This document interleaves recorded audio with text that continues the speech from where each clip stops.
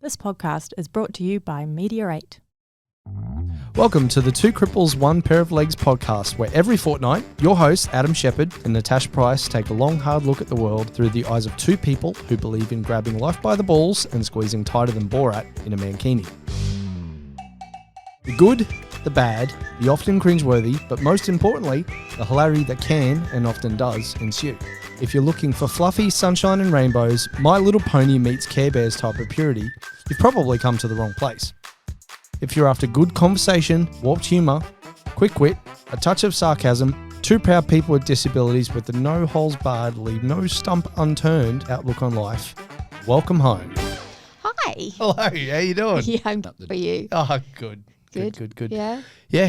How's your, I know how your week's been. I know, don't ask me that. I know, we do that all the time. I know, we do that a lot. We do. A lot. So in this week's show, so this is episode 27, we are going to be interviewing Aaron Norton from Little Athletics. So he's cool. a centre manager at Ashmore Little Athletics, and he's got great information, great story to talk to everybody about. And great guy. He is a good guy. Don't tell him I said so. So he'll be joining us later on in the show for the recording of his interview, for the water cooler, which we took, which we recorded a little earlier on. Yes. I've got to say, because you'll probably notice the difference between the first half of this interview and the next half, because I actually have a voice right now, and I didn't for that interview. And we're not wearing the same clothes. Well, yeah, that's a bit of a giveaway, hey? True. And we're also going to be talking about our recent trip to Japan. Yeah, that's so cool. I know, we've had an epic few weeks, that's for sure. Yeah, we really have. Yeah. So anyway, you want to get into it? Yeah, let's do it. Hey, and actually, whilst I think about it, we're not going to be doing our usual segments either. So we're not. No. If we seem a little bit thrown, that could be why. That's because we are. No, we just, we thought we'd try something a little bit different. We're good at the whole well-oiled machine thing here. You can't call us a well-oiled machine. Yeah. I mean, we wing it at best. Wing it. That's on a good day. Yeah. Fly by the seat of our pants. Yes. Well, you wear shorts, not pants. Well, they're still pants. Shorts are they are pants. Unless you're in England and pants is underwear. Oh, okay. Oh. Yeah, which is very confusing for a pom like me. Yes, but you're confused most of the time. So. Yeah, this is true. I hang out with you. Of course, I'm confused 24/7. So what was your favourite part of Japan? Well, okay. Before I answer that, should we explain to everyone why we were even in Japan? Yeah, let's do that. You're trying to knock me out. Oh, one can only hope. No. Thanks. So kind. Oh, that's what I'm good See, at. this is the abuse I have to put up with every day. Whatever. Nobody here sees what happens when I leave. Yeah, this is true. No, so we went to Japan to go so that I could compete at the Oita International Wheelchair Marathon. Yes. It is the biggest marathon in the world for wheelchairs. Yep. It is a wheelchair specific event. For the most part, wheelchair racers just have their own category within the standard able-bodied marathon, which is great, and it's inclusive and all that. But this event is just epic. It's epic. It's on another level. You have close to 300 wheelchair racers all out on course at the same time, which can get a little bit scary, I've got to say. And wow, what a freaking experience. Yeah. That's all I mean, they do it so well. Even as a spectator on the sidelines, and I got to see more than the average spectator because I was part of I was part of the support crew. I was part of the support crew, but just so well done. Yes. So well done. Yeah. But we're going to probably pick a few holes in a few things because, we are, but not necessarily with the race itself. No, God, no. Because those guys are incredible. Yeah, absolutely. Yeah. It was amazing, just so well put together. We had, was there? There was just under, it was 289 or something like that. I think that there were some athletes that pulled out at the last minute as well, so there's probably a little bit less. But you've never seen so many cripples in one town ever. No, right? Yeah. But it's it's just a sight to behold, that many racing wheelchairs in one place, and the logistics that it must take to arrange. Like, it's bigger than the Paralympic event, even like the Paralympic wheelchair marathon. It's far bigger. And so on this course, I am on the same course racing the world record holders in both the men's and women's events. So this will blow your mind. The men's world record was broken on that course, and the guy that won the race on the day, Marcel Hug, he's from Switzerland, and he's just... I never would have guessed. No. So he's from Switzerland, and he is just a legend of the sport. He is just incredible. He's known as the Silver Bullet because of all of his incredible achievements and how he just... Something to do with the silver helmet too, I think. I was about to say. I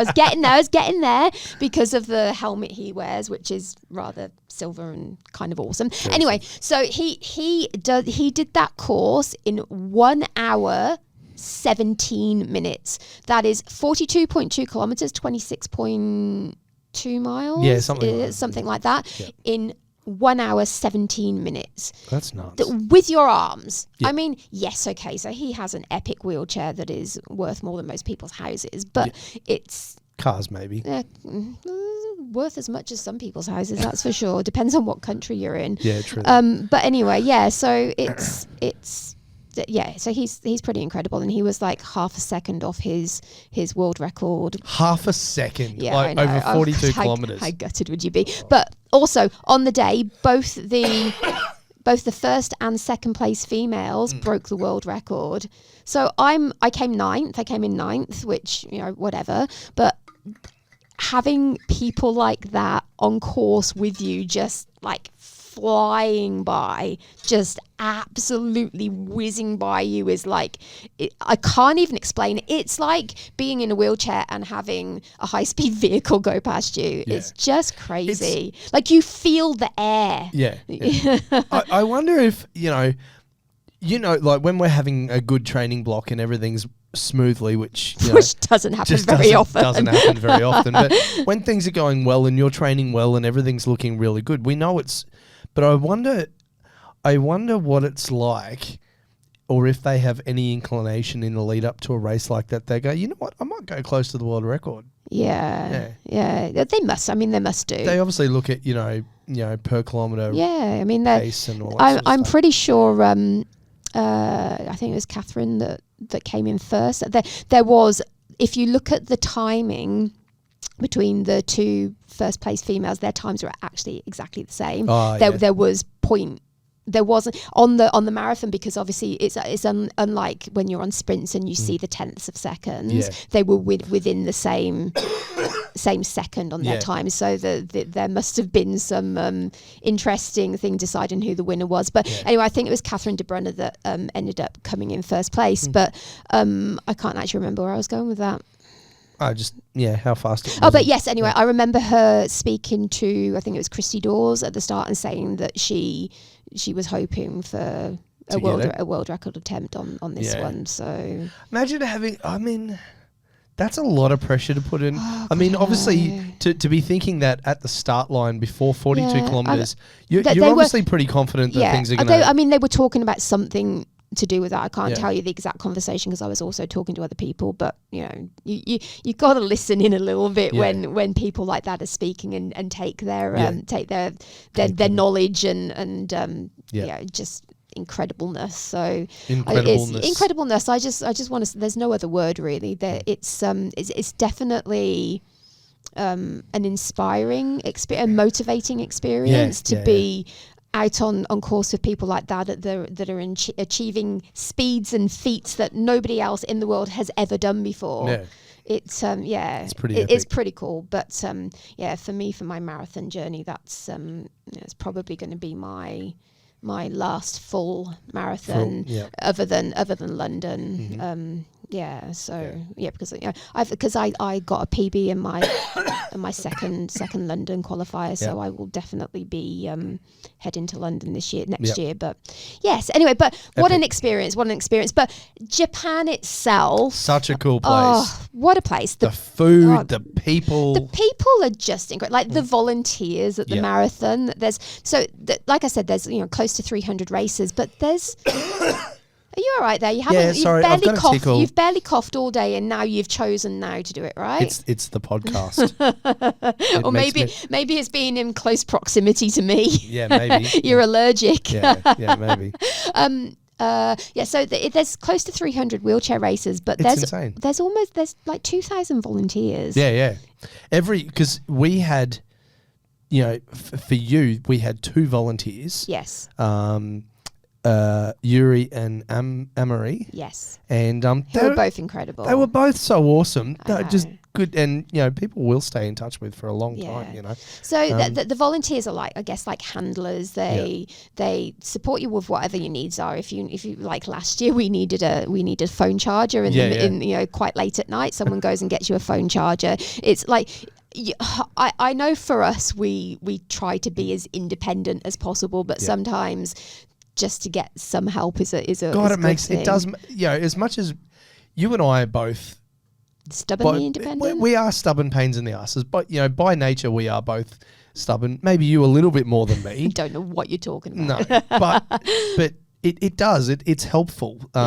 It is. And I mean that can go too far, which we'll talk about, which we'll get into. Yes. But it's such a cool country. But it's such a country of contrast. Oh, isn't it just I know where you're going with this. It's such a country of contrast. I've really got to be careful. It's a contradictory country. Yeah. It's better than a contradictory. Oh my God. Yeah, I didn't say it. Oh, I'm glad. I didn't.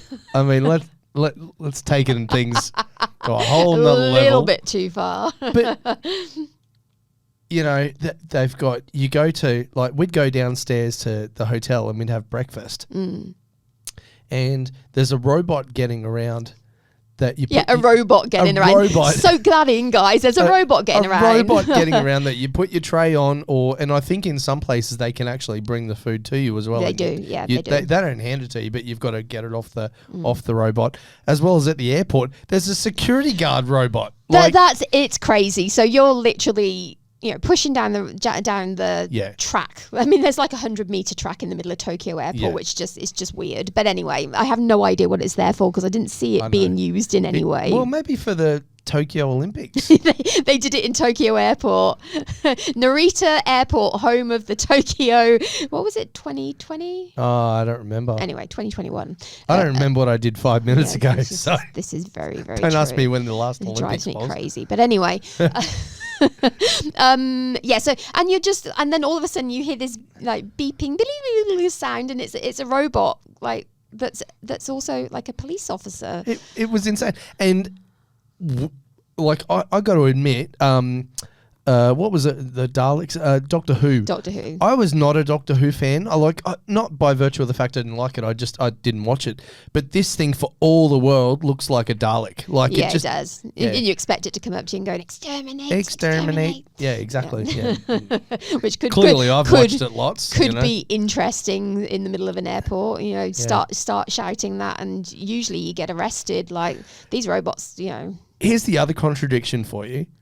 Every corner of every street in Oita where we were, and I don't know about the other places, I won't say about the other, but there is a vending machine. There is. Where you can buy soft drink, alcohol, whatever.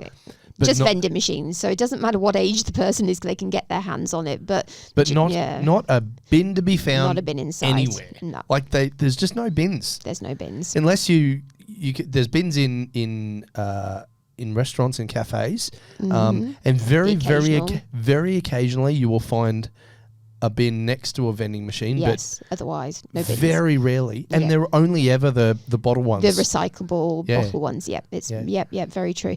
But you didn't actually say what the contradiction was with the robot. Oh, with the what? Oh, yeah. No, I didn't, did I? I should have. No. Sorry. So But yes, that's definitely very contradictory what you just said. But where's the other one? yeah. So you've got the robots, but cash is king. And somebody had said to us before we went over, cash is king, and I'm like, I remember being able to pay for stuff with card, but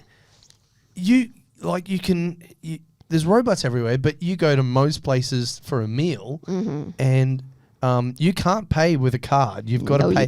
It's cash. Cash is everywhere. Cash is everywhere. It's so weird. Like, you really, really want to be able to just tap and go, or even insert your credit card or whatever. Yeah. But unless you're in like a shopping centre store, in like a big international kind of shopping centre, it's really, really hard to pay with your card. The little Ma and Pa style. Well, even just not even that. Just like in general, restaurants or that are in main thoroughfares. It's unless you go somewhere like KFC or whatever, it's really, really hard. It was, and it did. As much as this was our second trip over there, it actually caught us off guard a couple of times. It did a little bit. I think probably because we had the opportunity to do a few more things this time because I was sick last time. You were crook last time. Yeah, absolutely. But anyway, the other contradiction. There's another one. Oh, is the travel agent story. Oh, yeah. So, the travel agent. Like, maybe this is just me being a little bit naive, and I've been to the country twice now, but, you think of Japan, you think of technology. Yeah, they're very, very technologically advanced. They have robots in airports, for God's sake. Yeah, they have robot security guards and robots that take your food and all that sort of thing. Not take your food, take your...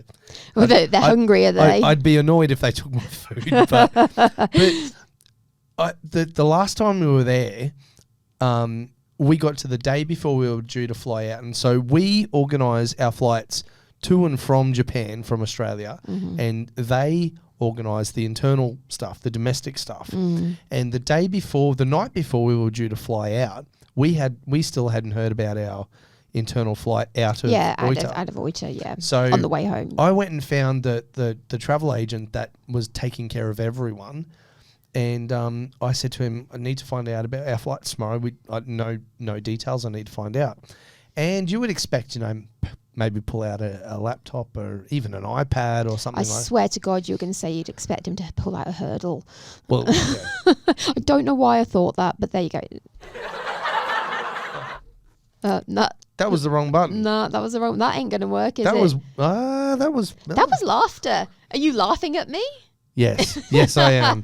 I'm okay with that. I don't reckon our buttons are on there. Actually, you started the water cooler off, didn't you? I think that was the water cooler. Yeah.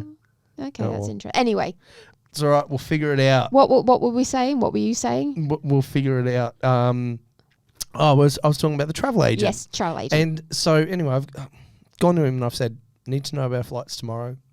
This was about 7:00 the night before, and as I say, you expect him to pull out a laptop or iPad or whatever, and he reaches into his briefcase and pulls out your old school printer paper with the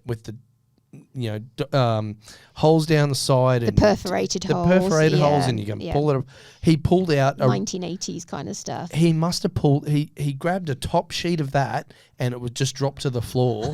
And he's like flicking through it. Hundreds of pages later, and I'm like, "Are you shitting me?" Like, you're expecting like this, snazzy friggin' iPad or something, something really technologically advanced. Yeah. Friggin' holographs or something. I mean, to be fair, given the trouble that, we often have with technology and, how things play up, it's... Yeah, maybe they know something we don't know. Maybe they know something we don't. But we'll design all this stuff for everybody else, but we ain't that stupid. Exactly right. We'll design it for the rest of the world and more fool them. I don't know. Yeah. But it was funny. The other thing that really got me in an interested way, it was interested originally and then I just got anxiety from it, is every toilet in Japan is a bidet. Every toilet. A bidet? Yeah, that, whatever, Paul. Whatever. Yeah, carry on. Every toilet. So And, I got no legs, so, I'm lifting myself and sitting on the toilet. Now everybody has images of you sat on the crapper. Just saying. That's okay. I'm a sharing is caring kind of guy. Nobody wants to see me on the toilet, but anyway. God, no. But you got to be really careful because some of these things, you put your hand on the wrong place on the toilet seat or on the wall or, on the seat and you get water up your bum. Okay, and funnier than that is you just saying that now. I remember being sat in because we share a room and whatever. And I remember you going to the toilet, and we had to be Japanese. In hotel rooms, the toilets are teeny tiny. Yeah. So we cannot even get our wheelchairs through the door, let alone actually into the bathroom itself. So what we generally do is get a chair which we transfer onto and then transfer off the chair onto the toilet. Anyway, you were transferring onto the toilet and all I heard was this little And it was a little bit more lower pitched. No, I was going to say it was pretty high pitched. And I'm like, oh shit, are you okay? And you said something about ended up like with half your body down the toilet. So you came out and like your shorts were I don't know what. Okay, so I've got to paint the picture. So I've got one hand on my chair, one hand on the toilet seat, and I've gone to lift myself over on the toilet. And I don't know what it is, but when you put, it's like a trigger on the toilet. Whenever it's you a sensor, sensor on the toilet. Whenever you put weight on the toilet seat, the toilet flushes before you've even done anything. Yes. And anyway, I've done that, but I've also misstepped and half my stump has gone into the toilet bowl. I'm like, this isn't good. Amp issues. Oh my! I've completely screwed it up. But anyway, so yeah. That was the highlight of my trip. You asked me at the start what my highlight was. That was it. That was it.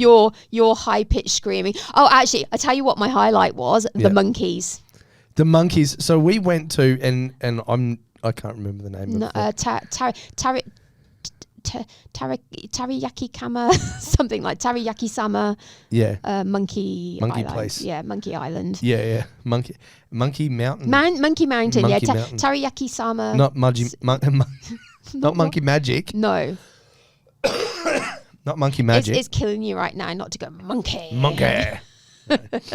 Go on, carry Some on. of you may or may know what that's from, and we won't go into that right now.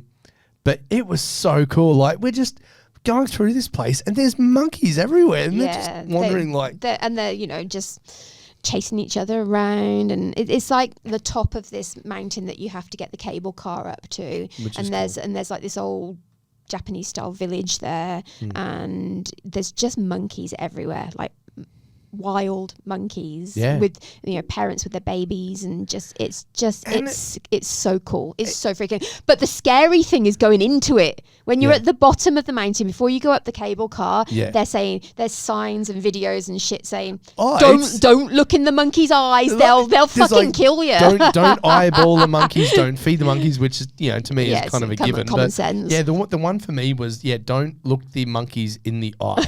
I was like, okay. Oh, okay. Do you know what? I couldn't help myself because I was like so nervous from watching that. I was just pushing everywhere, looking down at the floor. I'm like, I don't want to look at anything. I don't want to eyeball a monkey. I did it. I don't care. Let him come after me. Oh, you're a tough guy. Yeah. If a monkey had come after you, you would have been screaming like a girl. I didn't mean that. Screaming like a girl is not a good thing to say. But you know good one. No, you know what I mean. Yeah, I know what you mean. That was a slip of the tongue. Sorry. Good one. Yeah. No, but I might actually post some monkey photos on our socials later because that was very, very cool. That was a great experience. It was incredible. We also did the thermal pools. Oh, the thermal pools. They were cool. They stunk like fart, but. Yes. Yeah, well, sulfur is, but beautiful. Oh, how interesting was that though? Trying to get up those corrugated hills. Oh yeah, because they've got pathways, and I know there's lots of thermals around there. This was the ones. Was it Beppu? Yeah, Beppu. It was Beppu. So these thermal pools are called the 7 Hells of Beppu. Hell's pools or Hell's pools. Yeah. But you've got all these pools. There's like, paved, pathways to get to them, but they're corrugated, which I just found really bloody bizarre. Yeah, it's like corrugated concrete, which is just and it's like that pebble dash stuff. So trying to get a wheelchair over it was trying to push up a steepish hill, and they were pretty steep, those hills. When on a bend, when it's because they kind of go up and then they curve around. Yeah. When it's when it's steep enough, and then you've got the corrugation on top of that. Yes. Going down was fun. Yeah. See, you're better at going downhill than I am. Yes. Mm-hmm. Yes, I have skills. Yes. Yes. Yeah. Anyway, so that was, but wasn't it just beautiful?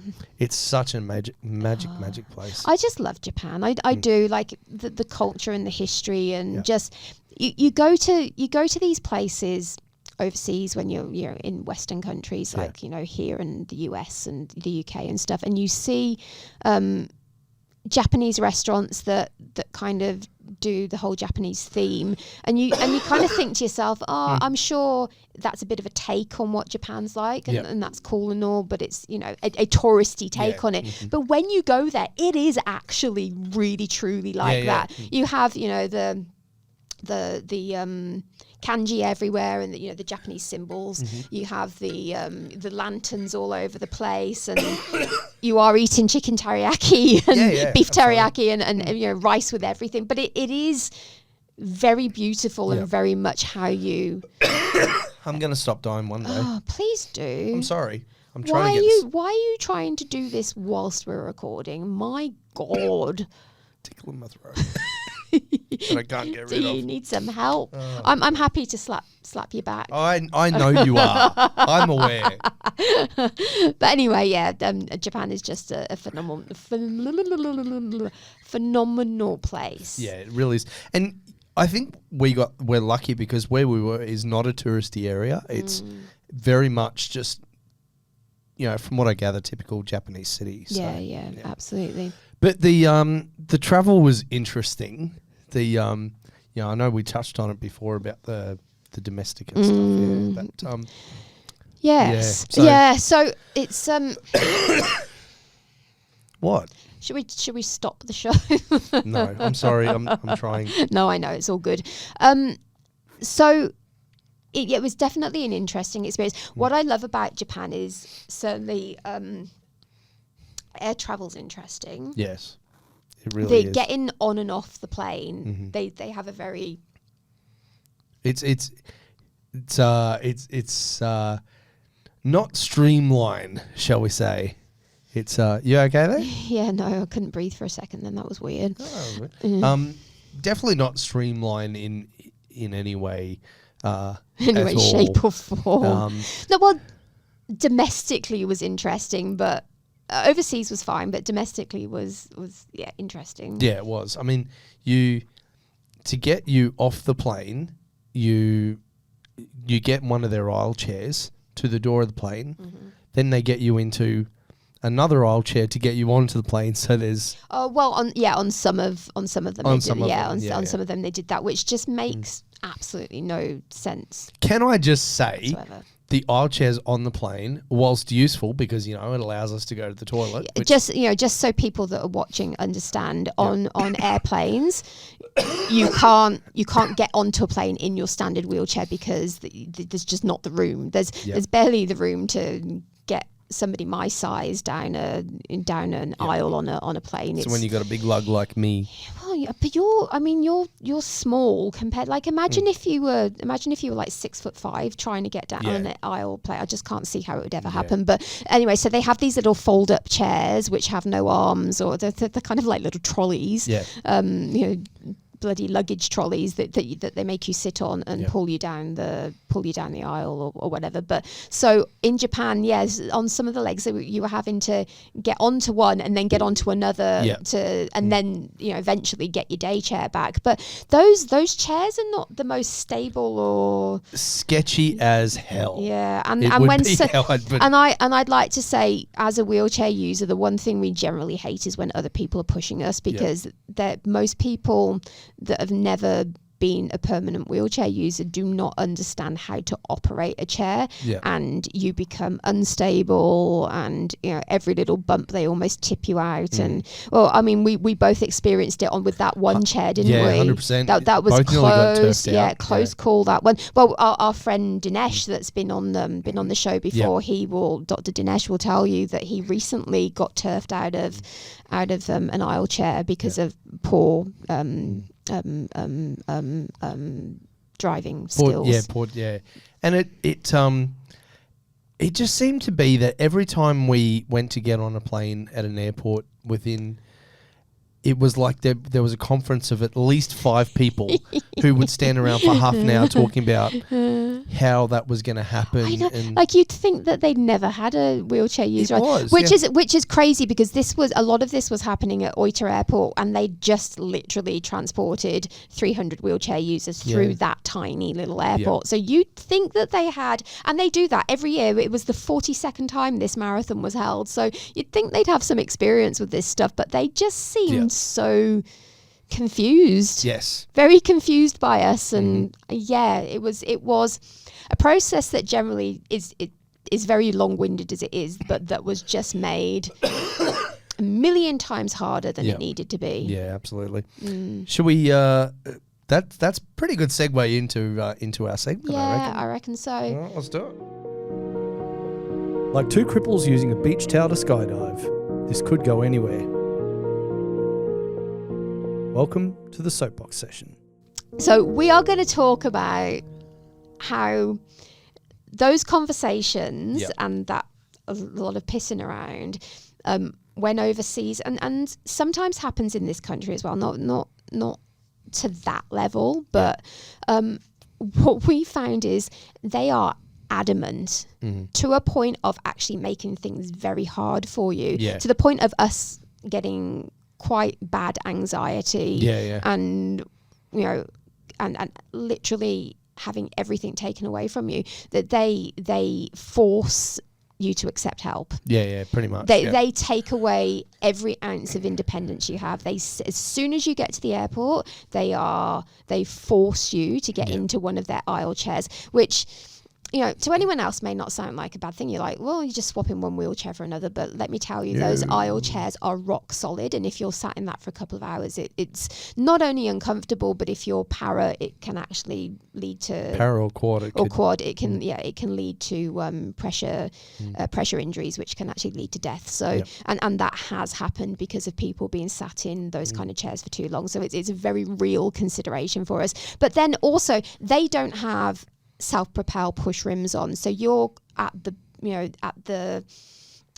you're totally reliant on whoever it is, on somebody else that's pushing you around. And they often, when there's two of us traveling together, will only give you one person to do that pushing around, which means poor person's got to push both of us. Yeah, but that's frustrating for us, because we get left on our own somewhere, unable to move, unable to go to the toilet if we need to go, or whatever. But it's just having that autonomy taken away and that independence taken away is it's horrible. Yeah, it is. It is the worst experience. In fact, we have this argument quite often, and generally, certainly when we're in Australia, people they will cave and just allow us to do and take our wheelchairs to the gate, and then just go in, because it's easy enough for them to do. They take the wheelchair to the gate, they take the chair down and put it in the hold, and then we get on the plane, we're stuck in the aisle chair for a very short amount of time. But in Japan, they would not under any circumstances allow us to do that, and but we both sat there, and you just made me laugh, because it's usually me that's very I'm usually vocal. the chilled, relaxed one. I'm the more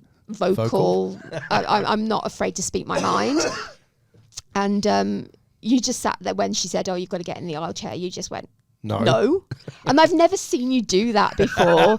But that was just because they were making us feel just that it was horrible. Yeah. It was like, I can't explain that feeling. I was starting to get a little bit antsy too, because you're just sitting around, and this is not me blaming the language barrier or anything, but there's a whole lot of talk that happens, and like I said, there's 5 people all sitting around having a conference for half an hour about how things are going to work, and meanwhile we're just sitting there and not understanding what they're talking about and what's going on, which gives you even more anxiety. Yeah, so we're just sitting there going, okay, what the hell's going on? Yeah.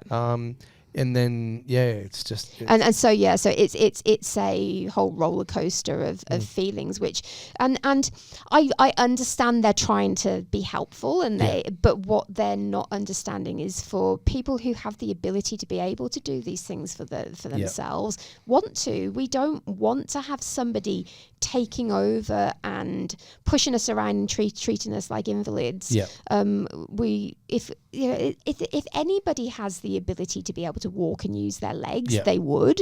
So why would people with disabilities be any different? Why would we want our autonomy to be taken away? Like, if you want to go to the toilet, you have to rely on somebody to take you. Like, what the actual hell? I get that it's certainly in Japanese culture, it's very much about being helpful, and that's what it's not me having a go at them about this, but there has to be an understanding that for it should be entirely up to the person and up to the individual whether they want that assistance or not. It's all about options. Just as an able-bodied person, a non-disabled person has, it should be all about options. Absolutely. Anyway, so that was something that we found particularly difficult. But I've got to say, overall, how good were Jetstar? And you guys that are regular listeners will know that we bitch about Jetstar quite a lot. Like, we avoid Jetstar like the plague. However, flying to Japan, we flew international with them because, well, they were hundreds and hundreds of dollars cheaper, and with so much international travel at the moment, we needed to keep those costs down. But I gotta say, what a bloody great that's probably one of, internationally and out of Australia, one of the smoothest, best trips we've done. It was a great experience. It really was. I couldn't fault it. I couldn't fault the staff. I couldn't fault the procedures. I couldn't fault even the plane itself. Was just where wonderful. We're seated. Even from the time of check-in, they were asking the questions they were asking. It's like, okay, this is a really proactive approach as opposed to it's usually when we fly Jetstar, it is a fight. It's very reactive, we get there and we're both full of anxiety, and we know we've got a fight on our hands the second we get to the airport. We always know that, but for once it was just brilliant. It really was truly brilliant, and I have to applaud the staff. And as much as we're very much willing to call out bullshit, we're also willing to give credit where credit's due, and they even their toilet on the plane was really cool. Like, usually we're trying to clamber into these tiny box toilets that they have on airplanes, but what they did with this one was they had in the middle of the plane the two box loos either side of the aisle, but they had a little sliding door that separated the two toilets, so they unlocked that sliding door, made it into one bigger one that had like the bars and stuff everywhere, so just transferring and getting onto the loo, it had bars and stuff. It had proper bars. It was properly set up. And even so, there is nothing worse than being on a plane and having to transfer onto the toilet whilst everybody's watching you because you can't close the door. 100%. But the great thing about it was that room was big enough to have both me and an attendant in there had I have needed that. And a slide, they had a slide board available. I remember them saying that to me. And I could have had all that had I have needed it. And just be able to transfer onto the toilet in private without every bloody person on the plane watching. It was I applaud them for that. It was we should never have to applaud people that actually do things the right way. It was no harm, no trouble for them, but it was it made all the difference for us. It really, absolutely. I mean, clearly I didn't end up using the somehow but Miss Pea-sized bladder here does. So I'm fortunate that I've got a humongous bladder, and I've never known anything like it. It's not like I was holding on or anything. I was fine, anyway. Cool. All right. Well, anyway, I reckon that's the show for today. Yes, so make sure you stick around. Check out our chat with Mr. Aaron Norton. Because his interview is fantastic, and obviously we've pre-recorded it, but get on and check it out, because Aaron is really making a difference in the world of junior athletics in little A's, little athletics, and he's got his own story to tell and some motivational stuff to talk about. Absolutely. So, yes, incredible individual, and Cool. Enjoy the show. All right. The water cooler. The water cooler. Still, every time I hear that, I want to go to the toilet. It sounds, like a guy in the bathroom. Just saying. Just sounds like that. Just saying. Cool. The water cooler. I don't think my microphone's straight, because I started to sound like I was a bit echoey there. Okay. That was a bit so weird. The straightness makes a difference with that, does it? Yeah, it does. You gotta project your voice down into the microphone. Okay, good job. Yeah, cool. See, did I teach you something? Yeah, sure. Yeah, okay, cool. Yeah. So, two things that are awesome that are going on right now is, one, my friend and co-host, business partner, and all-around pain in my ass, Natasha, doesn't have a voice right now. Oh, I mean, I have a little bit of a voice. I'm so sorry. I sound terrible, don't I? A little bit. Not going to lie, Tash. I do. I sound really bad. Even Aaron thinks you sound like shit, and he's a nice guy. Oh, God. Anyway, yes. So anyway, continue. So this just means that all of the shit giving that you would normally give me, Yes. I can, You reckon that's going to allow you to get away with shit, do you? Don't make me pull out a hurdle. Oh, you didn't press the button. I didn't. I couldn't be asked to press the button, so I just said it instead. Don't make me pull out a hurdle. There you go. Look at me There go. you go, Aaron. There we go. Oh See? my God! So I've got people ganging up on me from both sides. Oh, now. see, that's brilliant. All right. You're basically taking advantage of the weak one. Is that what it is? Pretty much. Pretty much. Yeah, okay. Well, I think anybody who listens normally knows that it's me that's getting all the shit. So Yeah, well, you Young. need to learn to be a bit faster, don't you? yeah, so Aaron's just helping me out while he's here, which is awesome. So the water cooler, we have Mr. Aaron Norton. Hello, mate. G'day. Hey, How are Aaron, how you doing? I'm doing all right. It's good to have you in the studio. Thank you kindly. So I'm gonna read You're a bit gonna of be a the one. bit of a bio. You're gonna do it today. I'm shitting myself about this because I'm not good. This is not me. This is normally your bag. It is. Let me start off by saying, when young Aaron sent this bio to me last night, we joked around because he said to me, I tried to do it in ChatGPT, which I just thought was the best. I think that's the best idea ever, though. I just wanted to see what would come out. Yeah, It was like- rather That's such interesting. an Adam thing to do. Yeah. That'd be me. I'm like, yeah, all right. Put this 6 words that I've written into 300 words, expand it out and see what happens. Yes. Yeah.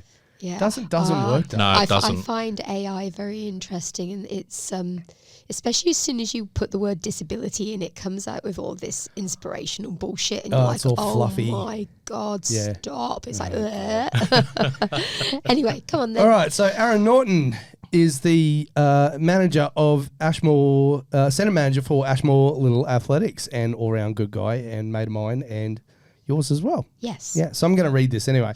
Becoming involved with Little Athletics at the ripe old age of 6, Aaron was hooked straight away.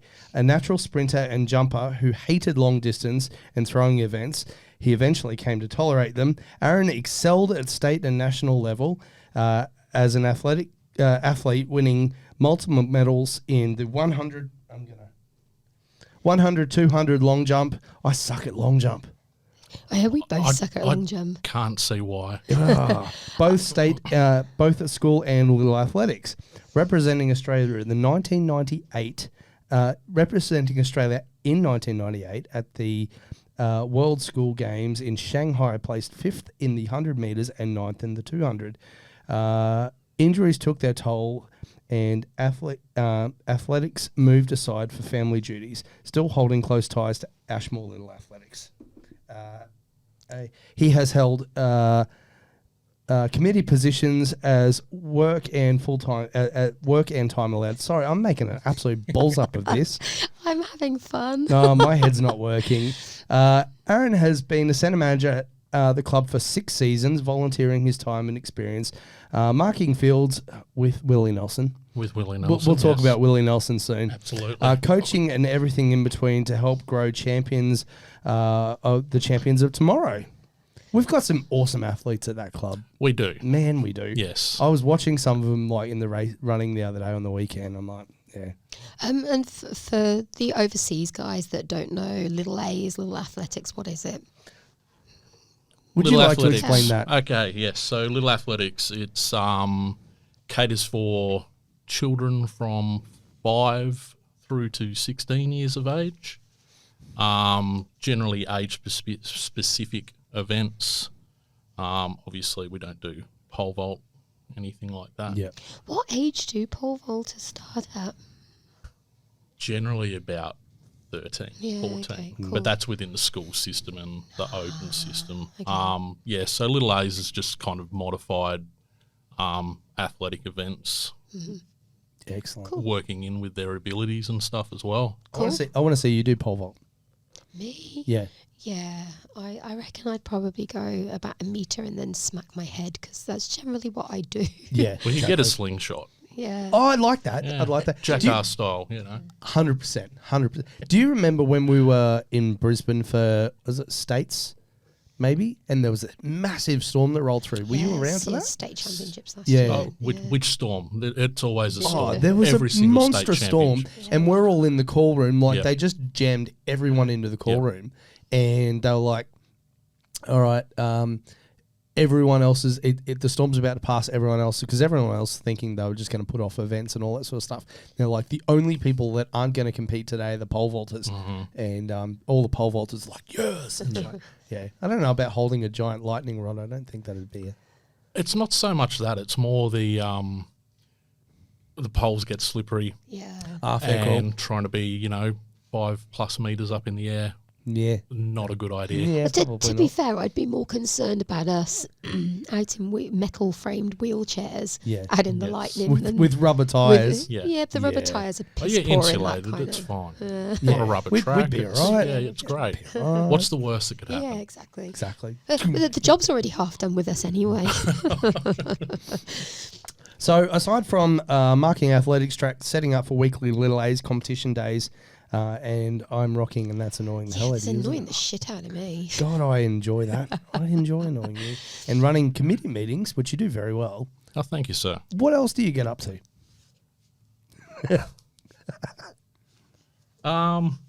In the real world Just or in athletics world? In the real world. In the real world. What else? Well, not at work today. Thanks, guys. How good's that? You're Boat, welcome. boat builder by trade. Oh, yeah. Yeah. Mm-hmm. Been doing that again for the last 4 or 5 years. Yeah, okay. Spending free time, whatever the hell that is Mm. nowadays, just relaxing, going to the beach, doing that sort of stuff. Yeah, yeah. Looking after the boys. I've got 2 boys, Yeah. 21-year-old, almost 14-year-old. Yeah, well, they keep you busy.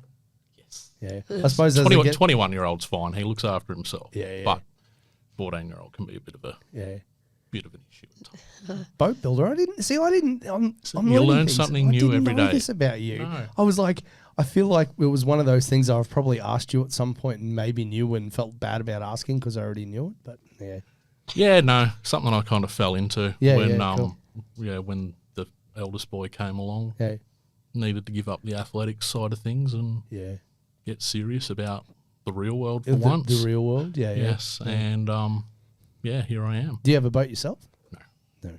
One day. Not a huge fan of them actually. Not a huge fan. Not really, no. Build them, but don't want one. Yeah, no, just money pit. Yeah. Oh, That's true. So I'll stick to my 12-foot tinny with a 15 horsepower on the back. yeah. That cost me a couple $100 a year, and I'm happy pretty Yeah. much, except for fuel, of course. But Yes. yeah. So, as an athlete, what's been your favourite experience over the years? As an athlete, Mm-hmm.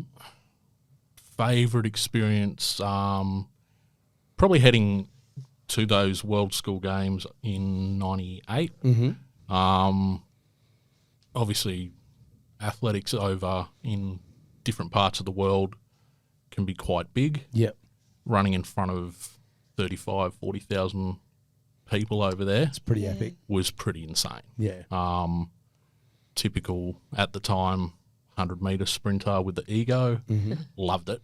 It was absolutely amazing. Sprinters don't have egos. I don't know what you're talking about. I don't know what you're talking about. So what age were you? I was 17. 17. Yeah. So, it was just something that kind of all the hard work had paid off. Yep.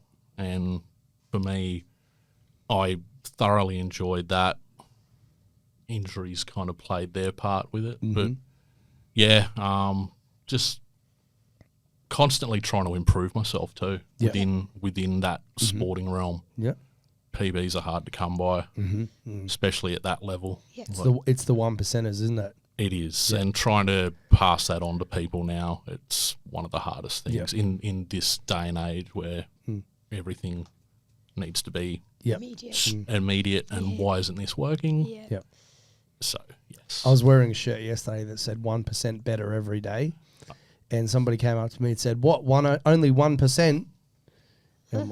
And I was like, "Well, for me, it could probably 50 or 60%, but for prime athletes, it's the 1% stuff. It is." So, okay, we talked about the good stuff that athletics has given you and that travel and all that sort of thing.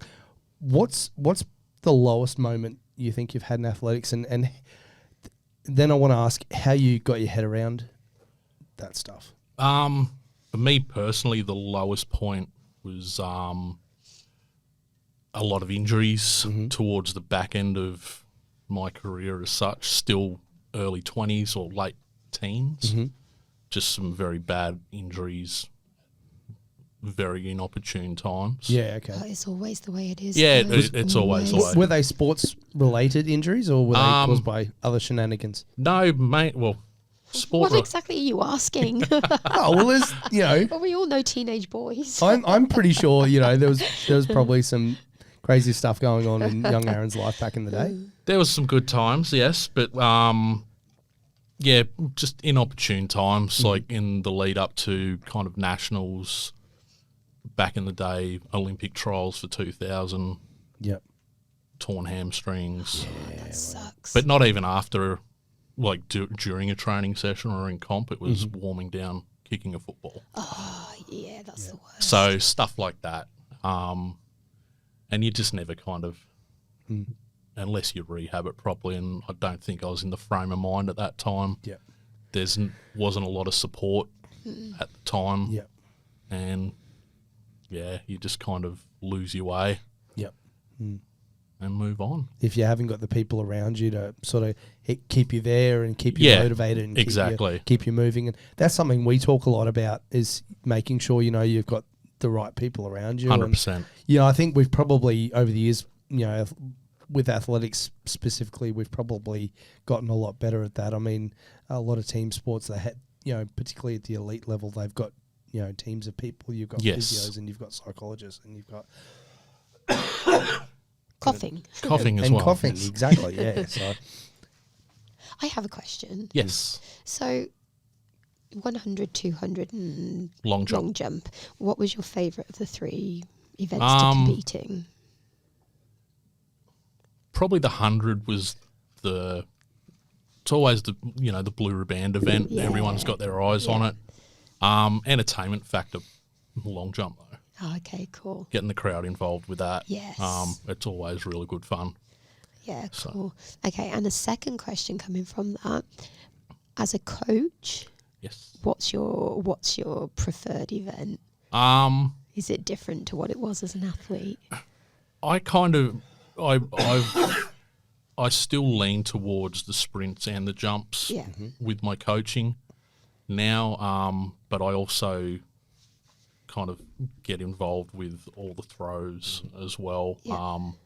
Kind of heading towards the end of my time as an athlete, the only event I never learnt how to do was pole vault.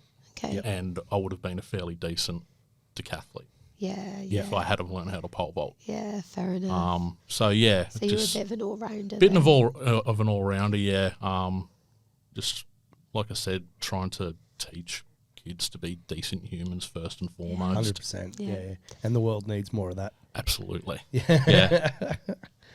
So let's talk specifically about Little A's and Little Athletics. Yep. So you've been centre manager at Ashmore now for 6 years. Yes. Over that time and the time preceding that, when you were obviously still doing different things with Little A's, what was your favourite experience there?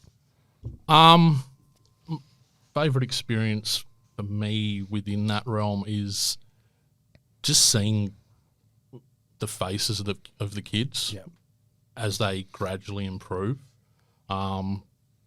Yourself with Fletch being there, you'll see it, like, as they cross the finish line, they get a printout of their time, and it automatically flags it if they've done a PB. So, and just seeing the looks on their faces when they do that, it makes it worth it. Yeah, 100%. I mean, there's a lot of blood, sweat, and tears that goes into it. But I've been there at 12 o'clock when you've been setting everything up and trying to do my little bit to help. But it's I'm gonna get a little bit self-indulgent for a second. But why not? Oh, look, like Fletch had one of those moments the other day on Saturday when he had his Little A's.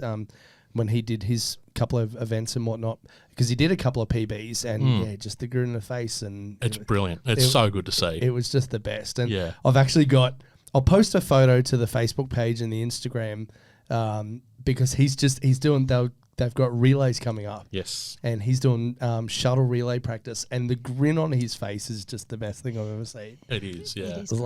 Like, I'm like, he's smiling, so he's clearly not working hard enough, but, that's the coach in me. But people, I've heard on and off over the year, or last year or two maybe, different people sort of murmuring that, athletics is dying in Australia, and it's, its days are numbered. What do you think needs to happen for more people to get involved? Athletics has always been every sport's poor cousin, I find. We're one of those grassroots sports where you have to run to play football. You have to, have hand-eye coordination to pass a ball. Even swimming, like everything kind of relates to each other. 100%. My big thing is there's a big lack of advertising within it. Yeah. I mean, I'm still getting emails that, when does our season start?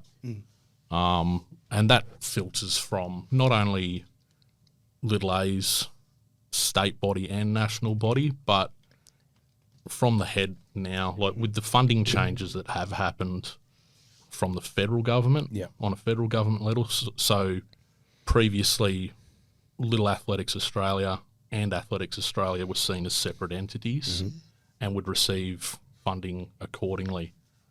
Now that just goes straight to Athletics Australia. And the Little A's side of things, at the end of the day, we're the ones that are providing the athletes that are getting to the Olympics, to the Commonwealth Games, look at the World Championships this year. Probably as able-bodied athletes, our most successful world champs that we've had, I think, ever. Like, just brilliant to see. And it is that time, heading into an Olympic year next year, there's always going to be that buzz, but it peaks and troughs. And we notice that at club level too. Like, Olympic year, it's always sky high. And then it lulls off for a little bit, comes back. Athlete retention's a hard thing too, because you've got other sports that clash.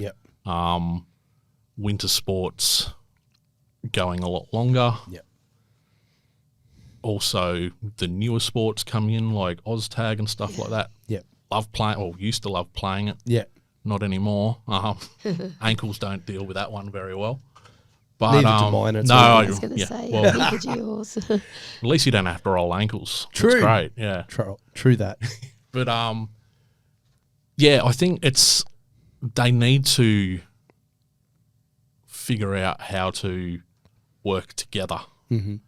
There was a point where there were talks of combining to a One Athletics platform. Those talks broke down. Nationwide, there are some states that have combined. So Western Australia have combined their amateurs with the little A's. Seems to be working quite well. New South Wales this year are trialling it as well. Yep. And I think it is going to be the way to go, but also there's going to be give and take with it. And the hard thing with open/amateur athletics is there's no comps on the coast for it. Yeah. Yeah. And that's the one thing that doesn't provide a good environment for athletes to take that next step. Yeah. Yeah. You've got all the way up to under 17s with little athletics. And at that stage, if they're good athletes, they will be joining the QA ranks Yeah. to take that next step. But for the social side of things, there's just no social athletic structure from the age of 15 realistically Yeah. there's until they can get themselves to QA events. Yep. Very, very And true. that's the hard thing. If there was some sort of way that the two bodies could get ego out of it, Yeah. because that's what it is at the end of the day. It's an ego thing. It's a pissing contest. Yeah, 100%. And if we could get that out of the way, I think we deliver a great product. Yeah. It's exciting to see. Like, it's exciting to see, 100 finals. That's every 4 years at the Olympics. What's everyone watch? Oh, yeah. 100-metre finals. Yep. Even now, like with the integration with the wheelies and that as well, it's great to see. Yeah. Like, love it. It just needs to be done better, and I wish I had the answer for it. Yeah. Because, I've thought about it for a long time, and even talking before with my former coach Brian, we'd solve all these problems. Yeah. But they weren't realistic. Yeah. Yeah. I remember You know. you guys. I remember reading you guys saying you used to solve the world's problems. Oh yeah, together. absolutely. Yeah, it was brilliant. But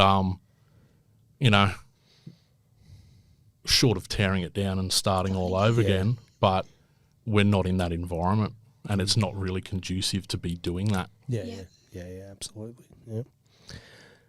So where do you see yourself within the little athletics realm in 5 years' time? Hopefully not centre manager. You'd like to pass that on? I'd like to pass it on eventually. I do love doing it. Yep. But I also think change doesn't hurt. Yep. Having a fresh set of eyes come in. I mean, that club especially is something that I'll always be involved with. Like I said, I started there in 1987 as a 6-year-old kid, like I said before, and it's just part of me. Yep. And I'll always be there to help out, but you do get to the stage where It'd be nice if it wasn't just all on you.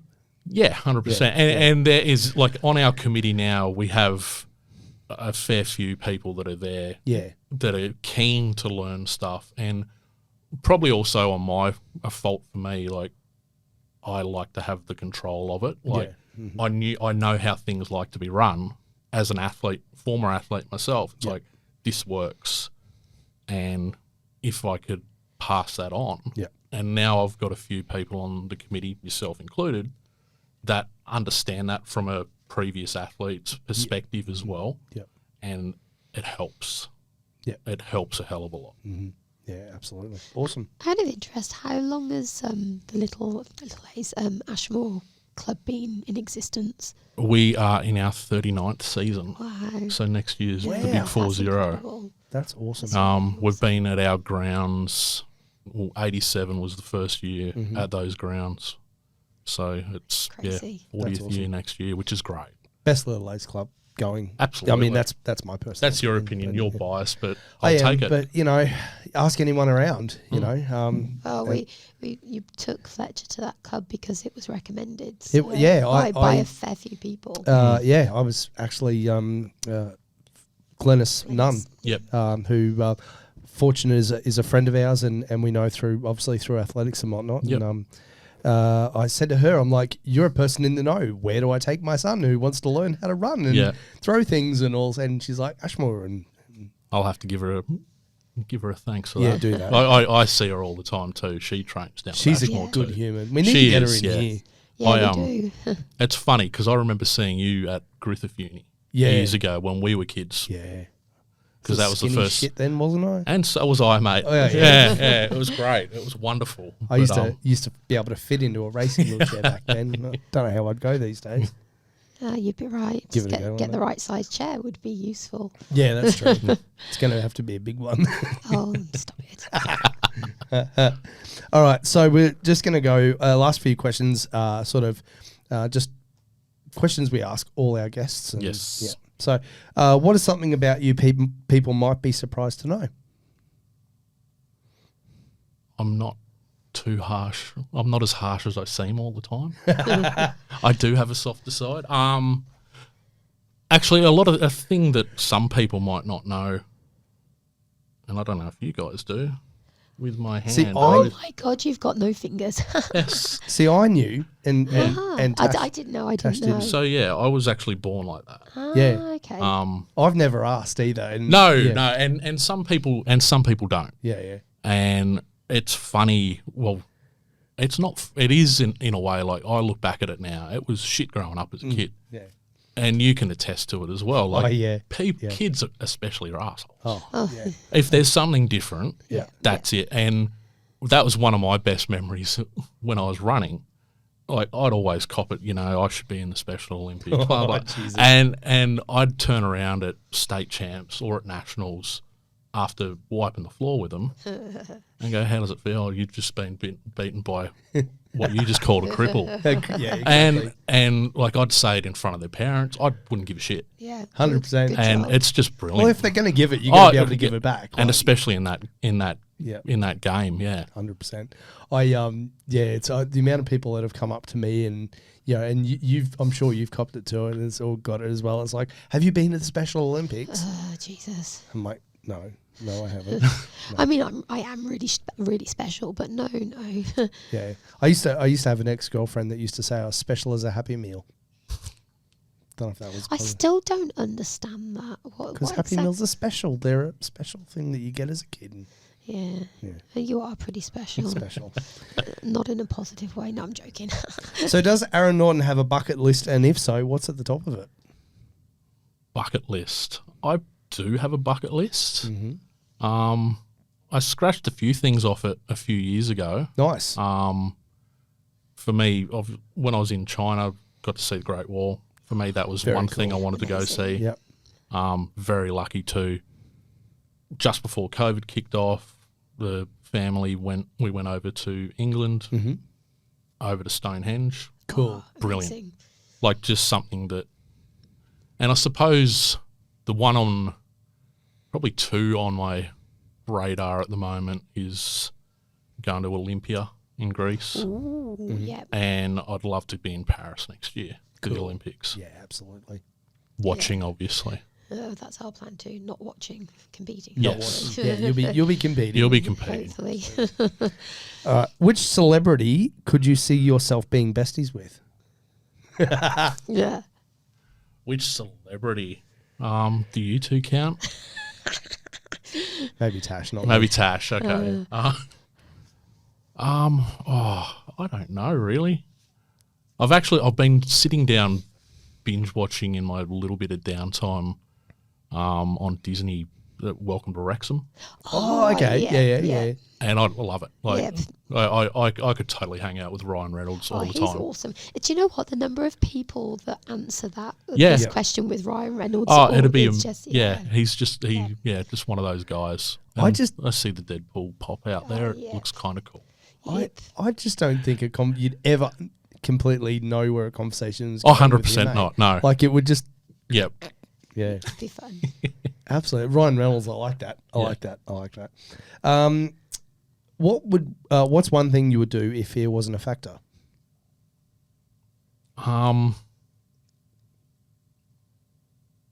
Probably take that next step. Yep. For me. Just, I've got all these ideas constantly buzzing around in my head, And there's always that little bit of like, shit, Yeah. if you leave this safe zone. Get out of the comfort zone sort of Yeah. thing. Yeah. You know, and that comes down to a lot of things for me, discussions about attempting to get back into doing masters, for example, and all that sort of stuff. The mongrel in me goes, oh, hang on, if you get stuck into it. But yeah, there's stuff like that, and then also a couple of business opportunities that I've got in the pipeline that just trying to pull the trigger on it at the right time. Cool. That will never ever be a right Exactly time. right. You just got to do it. Yeah, You just got to bite the bullet. Yeah, and do and it. I think I've been at that point now where it's like, well, I ain't getting any younger. No, it's get outside your comfort zone. Yeah. Seriously, you never know what you're capable of Yeah, until you exactly. give yourself those chances. And it's all about what is going on up in your head. Yeah, 100%. You create your own barriers. You do, yeah. Yeah, absolutely. All right, last question. What does inclusion mean to you? What does inclusion mean to me? Just getting everyone involved, no matter age, race, abilities. Having people wanting to be part of life. Yep. Because that's what it is at the end of the day. We're just, some people you just see that get pigeonholed straight away, and it irks me like nothing else. Yeah, I hear. Similar thing, just get out there, like be welcoming, like say hello to people. Love that. Excellent, excellent. Love it. One last really quick thing. So you said before that one thing that you would do might be to get back involved in Masters. Yes. In the Masters. What event would be your thing? I don't know, actually. I wouldn't mind getting back into it just to do a bit of everything. Yeah. Because I know if I'd focused back on sprints and jumps, there's always going to be that part of me that it's happened a few times. Like, I'll get back into it. It's like bullet a gate. Yeah. Whereas I think I'd rather take it. I'm a bit better at throws now than what I have been in the past, and that comes through my coaching as well. So it's like, well, Awesome. make it a soft entry to it. Yeah, awesome. We had Kayla Cuba in Yes. the studio a little while ago, and she heptathlon. I want to say Kayla. Triple jumper. Jump. Doesn't she do? She does all the. Okay. Triple jumper. Triple jumper. Tennille. That was Tennille. Okay, that's. Oh, Jesus. Can't take me anywhere. No. We'll edit that part out Useless. because it makes me sound like a dick. That's okay because you are. No, I'm joking. But it'd be interesting because I think with that sort of thing, you'd always have, one or two events that you were really decent at, and the rest you probably just pass. Yeah, that was another thing that always used to put me off doing a decathlon as well. There's a 1500 at the end. Oh, hard pass. That's like, hard just pass. Really not enjoyable at all. Yeah, no. And we're similar. Like I was a sprinter, or I did 10Ks or marathons or half marathons. But they kept saying to me when I was training and when I was racing, I did some sports testing through Griffith Uni, and they were like, "Oh, you need to do middle distance. You're a middle distance athlete." I'm like, I can think of nothing worse than an 800 or a 1500 meter on the track. Like nothing worse. No. Nobody can understand why being a marathoner. When I'm on the track, I don't do like the 5,000 or 1,500. And I'm like, you couldn't pay me. I would rather pull my eyelashes off individually. Yeah, than do a 100%. meter on track. And that's on track work. Especially for you guys too, but even for the able-bodied athletes, it's like swimming. You just follow on the black line, up and down. 100%. And anything over a lap of the track for me used to give me the heebie-jeebies. Yeah. Your standard warm-ups, 2Ks. Yes, that's true. It is. And my cool down. Yep. And you cool down. Yeah, exactly. Mate, that's all us done. Thank Excellent. you very much. Thanks You're for joining welcome. us on the Two Cripples, One Pair of Legs podcast. It's been fun. It's been awesome. Yeah. It's been awesome. So if people want to catch this interview and follow the podcast and check it out, where can they do that, Natasha? They can pop to Instagram and visit 2crips.1pairoflegs. Go to Facebook, go to the Two Cripples, One Pair of Legs podcast, or find us on YouTube at Invincible Official. Well, that's a wrap for this week's episode of Two Cripples, One Pair of Legs. As always, we'd like to thank our studio guests for joining us, and of course to the legends at Podfire for making all of this come to life. If you like what you've heard, or even if we've offended the shit out of you, but you still want to hear more, make sure you hit the subscribe button and also check out our Insta page, twocrips.onepairoflegs, and you'll be the first to know when a new episode drops.